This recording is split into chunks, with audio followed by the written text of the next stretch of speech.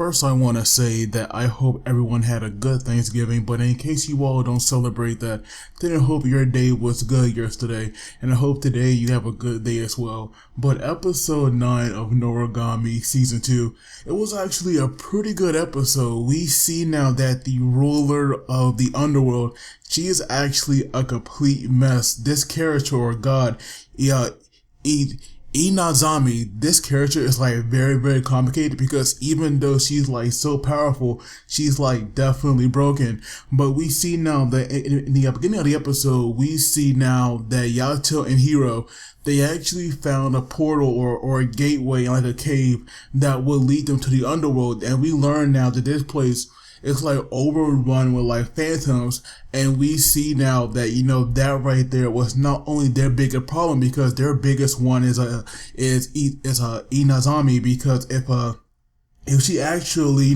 captures you, she will make you, stay there forever. And we see her now, trying so hard at the end to get back Ebisu and Yato. And so we see now that when Yato had got Hiro to transform, into a sword, we see now that she actually has control over the element of water, as she first made, that barrier around Yato that would like protect him. And so now we see, going back to Hiyori and her friends, we see now that the one that has a crush on this guy, we see her now wanting to have like a triple date with Hiyori and the other girl, so that way it would not be too awkward with just two of them. And we see now that Hiyori, she actually thought back to when Yato, said that he wanted to go there, but for some reason she could not remember, his name, and that right there obviously is a red flag. And so now we see that, Yato's old regalia, we see her now about to call out to Hiyori and ask her if she has seen Yato, but Tenjin actually cut her off. And so Tenjin obviously, realizes that Hiyori is definitely forgetting about Yato, and he's like, that's the way it should be. And we see now that Tenjin, he was now going to a meeting of the gods, and we see now that when he went there, we have saw Kofuku, who for some reason has a very strong attachment to one of the 7 gods of fortune. But it was definitely nice to see, Bishamon and Kofuku, interact on like rather friendly terms, because like I said, I did wonder just how was their friendship, if they even had one. I did wonder, how it would be. But Bishamon has like definitely changed. And we see now that the reason for this meeting of the gods is to actually, talk about this conjurer who's apparently, very infamous among the gods, because we see now that I'm guessing that the one who would like doing most of the talking, I'm guessing maybe he's in charge, or, this guy is definitely a different god above the rest. But apparently, he was like able to figure out who it was, because we see that he actually pointed out, the 7 gods of fortune.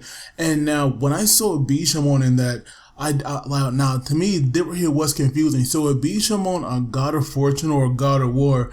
Because if it's possible for her to be both, to me that right there would be odd, because I feel like, Bishamon is like one god to have, a single title that like stick with her. And so far, we have heard of her being a god of war, and so if she is also a god of fortune, I feel that right there is like, to me, a little odd. But we see now that the conjurer that like Yato was like looking for, because we see him now moving in the underworld, and we see that obviously he could not make any eye contact with the Phantoms, because that right there would like, would make them aware and try to attack him. And not only that, apparently there is some water there in the underworld that obviously, is smelly, but at the same time, it can also, mask your scent. And that right there was like also helping him out as well. And so now we see that the conjurer that, Yato was like looking for all this time, it was actually Ebisu. And so we see Ebisu had came here because he had wanted a certain kind of brush. But this guy, Ebisu, we see him now kind of like trolling Yato, because we see him attracting all these phantoms, and we see that they were all, like about to attack Ebisu, but that right there made Yato, have no choice but to kill them off instead, because right now he was like sent here to rescue the conjurer, who's obviously Ebisu, and we see now that the other gods have now picked up on this, and apparently they all plan on raiding Ebisu's home to like check it out, and we see now that all his regalias are going to be interrogated. And so we see that because of that, there's no way Ebisu can turn back now. This guy will definitely lose his godly status. And I do wonder just how in the world would that happen. And so now we see that Ebisu, this guy is still very sick because he's definitely blighted because he's been trying to control so many phantoms. And so we see now at one point that his blight, it was actually, coming back. And we see now that because of that, apparently he has some medicine. I do wonder if that right there was the same medicine that Kuguha, was used on Bishamon to hide her blight. And so now we see that once it was like back into control, back under control, that's when they were captured by what's her name, Izanami. And so right now, we see now that when Yato saw her, he has saw, like Hiyori. And I definitely think, that right there was Hiyori when she's older. I don't believe that right there was the high school Hiyori, even though, Yato was like claiming that there was no way that was Hiyori. Now, I do feel that at least at least when Izanami took her form, she looked a little older. But Ebisu, when he saw her, she had took some kind of like older woman form. And so right now he was the one who had realized that, what she does is she takes the form of someone close to you, and that right there will like let her actually trap you, in the underworld. And so right now we see that when they were talking, because, Ebisu was saying that, he had no intentions of negotiating, fairly with her. And so right now he actually wanted a brush that she actually made, because that right there would allow him to control phantoms. And we even see her now like drawing a mass symbol on like this white paper, and we see her now summoning a phantom like a god was summoned, a regalia. And so right now Ebisu was like asking her for it, and we see that at first, she was not going to give it him, but then, she had, made an offer where, she would like give him, give him the brush if one of them would stay with her, because obviously, she is so lonely and she wants a friend. And so right now we see at one point where, where Ebisu, had turned her down, and we see kind of like, I'm guessing, her real form, as we saw like her face become almost see-through, as we saw like a skeleton. And then, there were a few instances where we had these like centipede, phantoms crawling along her body. And so, and also, that little voice change that happened between her, that was so creepy, but I do hope that we see her true form, because that right there gotta be something.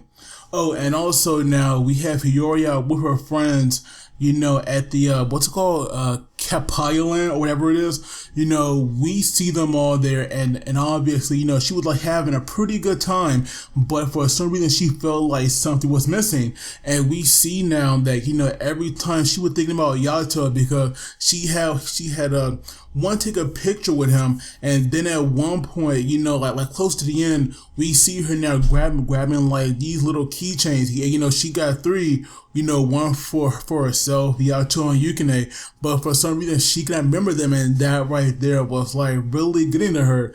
And then we also see kind of like other results of Yukine's training, where we have Kazuma, testing him on the spot as he called out a restraint, and Yukine made a borderline, so freaking fast. So Yukine is like obviously improving.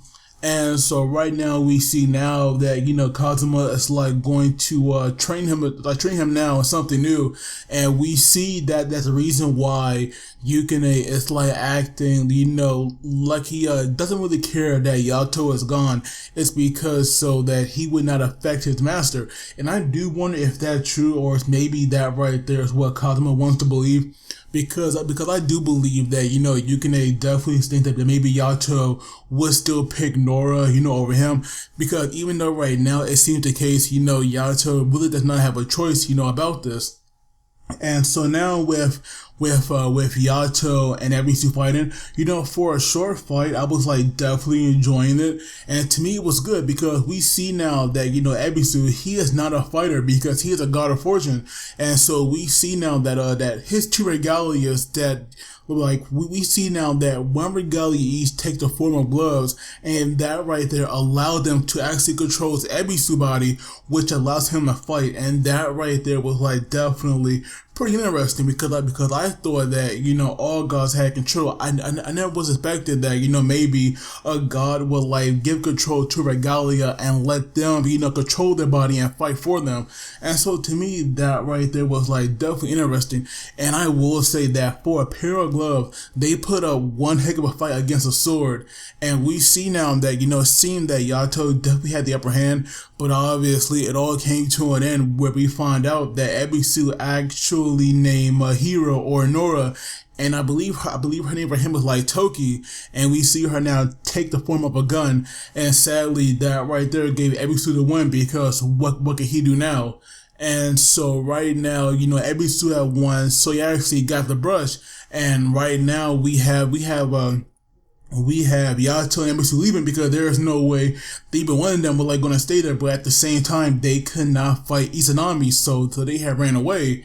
And so right now she's like pissed. There's no way she would like let them leave, and we see her now making like these we see her now making these clones that obviously look very demonic and creepy. And so right now they are chasing after Ebisu and Yato. And so I do wonder just what will happen, because we see now that in the preview Ebisu definitely looked kind of messed up, and we saw Yato fighting these clones as well. But I do feel like if Ebisu does manage to get out, he might as well stay here, because I'm pretty sure that his godlyhood is over, because we all know now that they all know he's a conjurer, especially now with like what he's doing. And I'm pretty sure Bishamon definitely knew something was going on, because you can tell now that when they first brought Ebisu up, she looked kind of shocked, but at the same time you definitely know that maybe she would think something was like going on.